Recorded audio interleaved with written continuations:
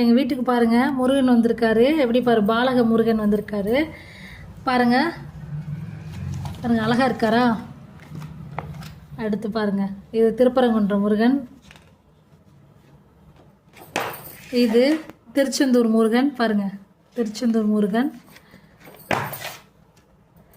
இது பாருங்கள் பழனி முருகன், அப்படி ராஜா வயசில் வந்திருக்காரு, அழகாக இருக்குது. அடுத்து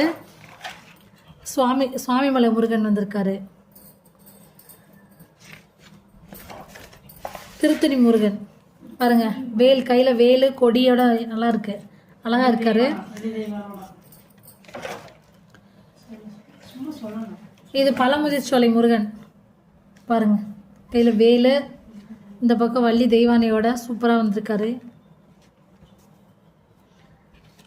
பாருங்க அறுபடை முருகனையும் பார்த்தாச்சு. அந்த பாலமுருகன் சூப்பராக அழகாக இருந்தார்.